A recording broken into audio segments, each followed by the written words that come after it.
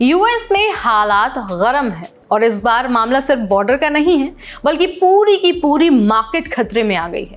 जी हाँ, सरकार ने अनडॉक्यूमेंटेड इमिग्रेंट्स पर सख्ती को बढ़ा दिया है। आइस की रेट्स धड़ाधड़ चल रही हैं और अब इसका असर सिर्फ वीजा वालों तक लिमिटेड नहीं है बल्कि इसका असर स्टॉक्स, इंडस्ट्री और इन्वेस्टर्स तक पहुंच गया है।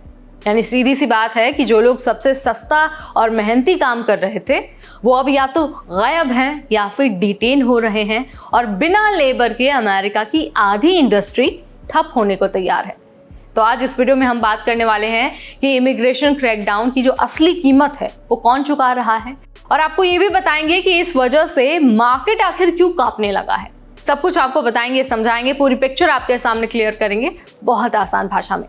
Hi everybody, you're watching NBT Tech Ed and I'm your host Neha Upadhyay. तो देखिए, सबसे पहले आपको ये समझना है कि अमेरिका की बहुत सारी इंडस्ट्रीज जैसे एग्रीकल्चर इंडस्ट्री, कंस्ट्रक्शन, हॉस्पिटैलिटी और फूड प्रोसेसिंग इंडस्ट्री, इन सब का आधा काम अनडॉक्यूमेंटेड इमिग्रेंट से चलता है। ये लोग सस्ते में काम करते हैं, जल्दी सिक लीव नहीं लेते हैं और अपना दिन रात झोंक देते हैं क्योंकि उन्हें बस एक मौका चाहिए होता है खुद को साबित करने का। लेकिन सरकार ने अब आइस के जरिए इन पर रेड्स को तेज कर दिया है और बहुत सारे वर्कर्स या तो पकड़े जा रहे हैं या फिर डर के मारे काम पर ही नहीं आ रहे हैं। अब सोचिए, जब लेबर ही नहीं बचेगा तो फैक्ट्री चलेगी कैसे, खेत में काम कौन करेगा और होटल में खाना कौन बनाएगा।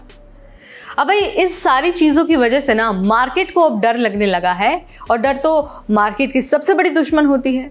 जब कंपनियों को ये दिखा कि लेबर कम हो रहा है तो उन्हें लगने लगा कि भाई प्रोडक्शन तो डाउन हो जाएगा, सेल्स घट जाएंगी और प्रॉफिट कम हो जाएगा।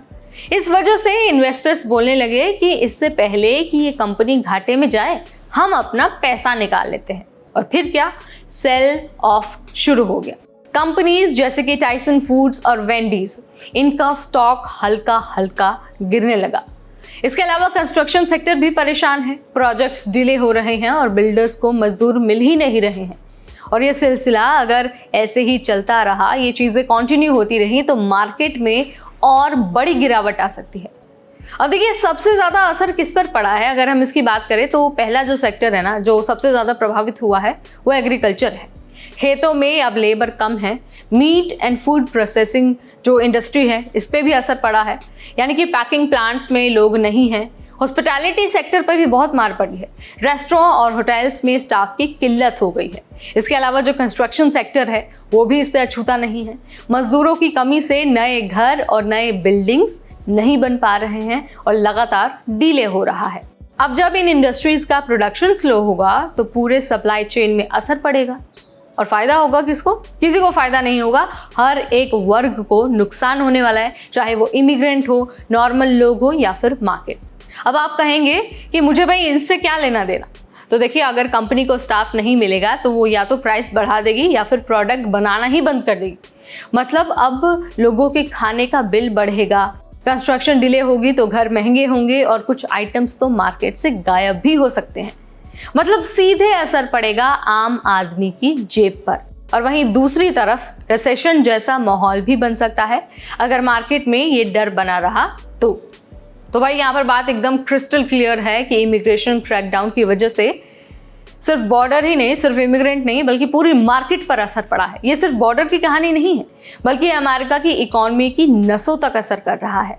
मार्केट्स अभी अलर्ट मोड में हैं और अगर ये सख्ती ऐसे ही चलती रही तो अगले कुछ महीनों में इससे बड़ी गिरावट देखने को मिल सकती है।